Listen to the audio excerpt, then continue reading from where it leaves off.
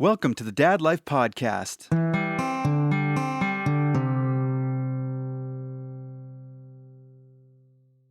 It's been a while. Thanks for tuning in. This show is all about the real stuff, not the perfect Instagram family version of parenting, but the late night dishes, the tired mornings, the car rides where you're half awake and trying to remember if you packed the lunch. If you've ever thought, man, I'm just trying to get through the day without losing it, you're in the right place. Because that's what dad life really is. It's not about being amazing all the time. It's about showing up, even when you're running on empty.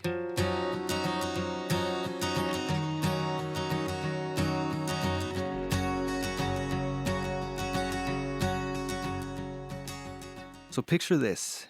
It's Tuesday morning.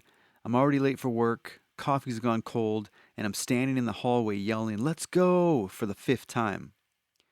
One of my daughters is still looking for her water bottle. The other one's having an emotional crisis over her hair. And I'm just standing there thinking, how do we get here? We woke up on time. We finally make it to the car. It's dead silent for a minute. That kind of silence where you can practically hear everyone breathing through frustration. Then out of nowhere, one of them says, "Dad, can we have pancakes tomorrow?" And I couldn't help but laugh. All the tension gone in a second. That's parenting in a nutshell. Chaos, then laughter, then back to chaos. It's funny. Sometimes I think the hardest thing about being a parent isn't the discipline or the planning or even the sleepless nights. It's how fast everything moves. You blink and the little hand you used to hold doesn't fit anymore. You go from bedtime stories to "Don't worry, Dad, I've got it." You start to realize that half of the parenting is learning to let go. Just a little more each year. That thought hits me sometimes, like when I walk by their room and see them lost in their own worlds, earbuds in, doing their own thing. Part of me misses the noise, the mess, the "Daddy, watch this" every 5 minutes. But the other part is proud that they're growing up, figuring it out, becoming their own people.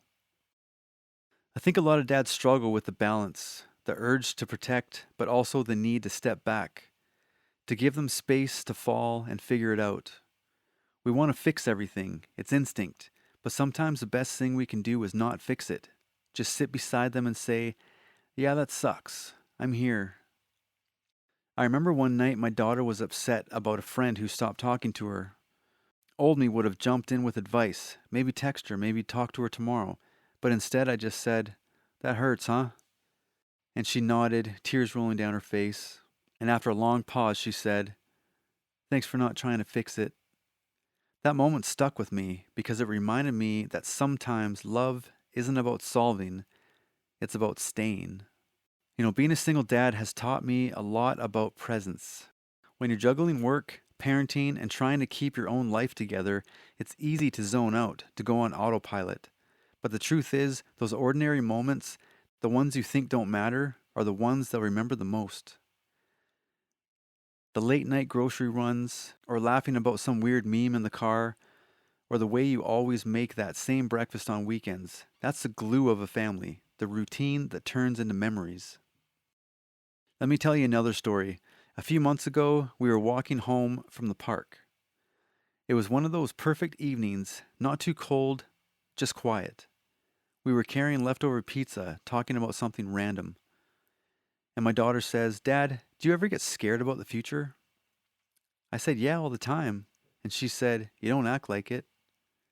That made me smile because half the time I am scared about money, about doing enough, about being okay when they're older, but we keep moving away. That's what being a dad is, doing your best even when you're not sure what best looks like.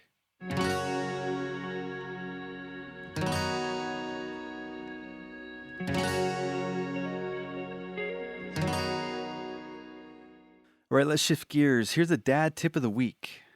Slow down enough to see your own life happening. Sounds simple, right? But how often do we actually do it?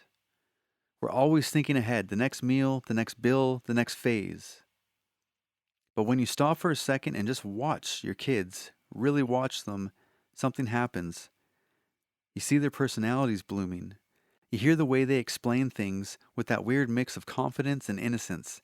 You realize this exact version of them, right now, will never exist again. That's not meant to make you sad. It's meant to make you notice, because these moments don't need to be perfect to be beautiful. Here's what I've learned so far in my own dad life. It's okay not to know what you're doing. It's okay to be tired. It's okay to take shortcuts sometimes. What matters is that you keep showing up. You don't need to be the fun dad all the time. You don't need to have it all figured out. You just need to keep being you, the version of you that your kids already love, because that version, even on rough days, is enough. So this week, here's your challenge. Find one small thing to celebrate. Maybe it's that your kid laughed today. Maybe it's that you actually ate dinner together without rushing. Maybe it's that you didn't lose your patience when you easily could have. Write it down, remember it, because all this stuff you'll look back on one day when the house is quiet again, and you'll realize those weren't just days, those were the days. Thank you so much for tuning in this week. If this episode hit home, share it with another dad who might need to hear it. You can follow along for new stories every week, little reminders that being present is enough. I'm Dan. I'll see you next time. Take care of yourself and your people.